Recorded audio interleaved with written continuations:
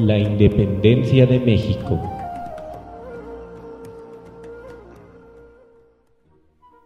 A continuación se presentará un video mostrando las diferentes etapas del movimiento de independencia. Ahora nombraremos los antecedentes internos, los cuales son: nacionalismo criollo, problemas políticos y económicos de la Nueva España, insurrecciones populares, conjura del ayuntamiento, conspiración de Querétaro, conspiración de Valladolid, y los externos: reformas borbónicas, revolución francesa, independencia de las 13 colonias, invasión de Napoleón Bonaparte, la Ilustración. Primera etapa. Iniciación, 1810 a 1811. La corregidora Josefa Ortiz de Domínguez le avisó a Allende para que dijera a Hidalgo que la conspiración había sido descubierta. Hidalgo se apresuró a organizar una rebelión, que en pocos días se extendió a la región del Bajío, en el cual logró reunir a más de 800 hombres. Tomaron como estandarte a la Virgen de Guadalupe. Después de vencer una resistencia en Dolores, pasaron a San Miguel el Grande, donde se les unió un grupo comandado por Ignacio Allende. Más tarde, partieron rumbo a Celaya y Salamanca, después de un intenso y sangriento combate. Destacó la actuación de un minero apodado el Pípila, al incendiar la puerta de la Alhóndiga de Granaditas para facilitar la entrada de los insurgentes. Marcharon por la Ciudad de México, pasando por el Monte de las Cruces, donde triunfaron. Cuando el grupo se dividió en dos facciones, uno dirigido por Hidalgo y otro por Calleja, Hidalgo pidió ver al rey para evitar el combate de sangre, pero como fue imposible verlo, organizó un ejército con 100,000 hombres enfrentándose en el puente de Calderón, en la que los insurgentes perdieron. Hidalgo, Allende, Aldama y Jiménez fueron juzgados y condenados a morir fusilados. Luego de ello, los decapitaron y sus cabezas las pusieron dentro de jaulas y las colgaron en las 4 esquinas de la Alhóndiga de Granaditas. La muerte de estos caudillos marcó el final de la primera etapa de la lucha por la independencia.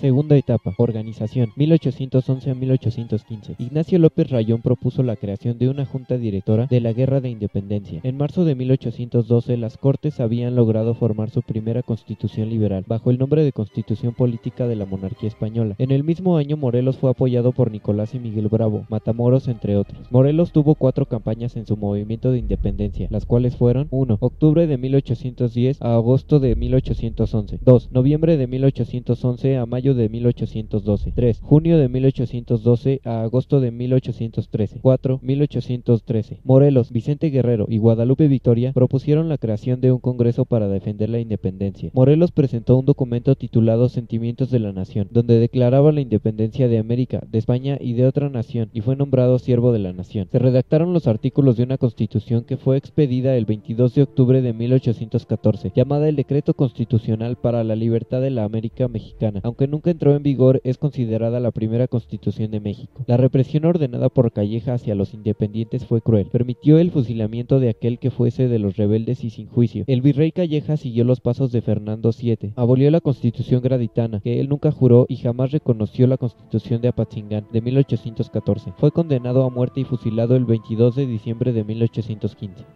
Tercera etapa. Resistencia, 1816 a 1819. Esta inició cuando llegó de Europa Francisco Javier Mina, revolucionario liberal español, quien había combatido contra la ocupación de los franceses y después a favor de la Constitución de Cádiz contra Fernando VII. Desterrado a Inglaterra, armó una expedición para atacar el absolutismo desde las colonias americanas. Desde que Mina partió de Tamaulipas hacia el interior del país, comenzó a tener campañas victoriosas, pero luego en uno de sus viajes rumbo a San Luis de la Paz, en Guanajuato, fue sorprendido por Liñán al mando de los realistas en el rancho de Venadito. El insurgente Manuel Rincón ocupó el principal puerto de México con los soldados del ejército de las 3 garantías. En México, los insurgentes no se adherían a la Constitución de Cádiz ni luchaban por ella. Sin haber logrado un levantamiento popular importante, su expedición no podía durar. Pronto fue derrotado y hecho prisionero cerca de Guanajuato. Más tarde se trasladó a Michoacán para entrevistarse con la Junta de Jaulilla. Mina fue llevado al Fuerte de los Remedios, donde fue ejecutado el 11 de noviembre de 1817.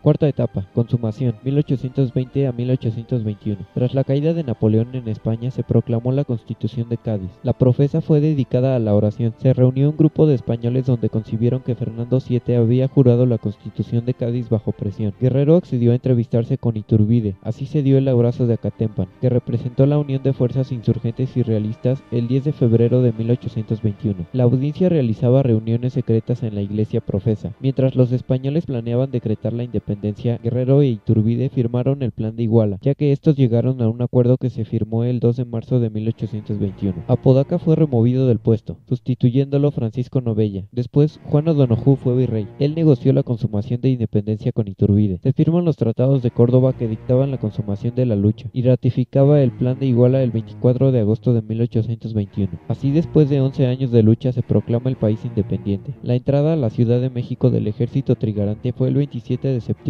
de 1821, finalizando así la Guerra de Independencia.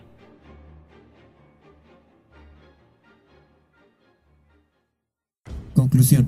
Con esto podemos acordar que la Guerra de Independencia fue un movimiento que costó la vida de muchas personas al cabo de 11 años, cambiando la vida de nuestros antepasados y ahora de nosotros mismos, ya que sin todo ello no hubiésemos llegado a ser un país independiente.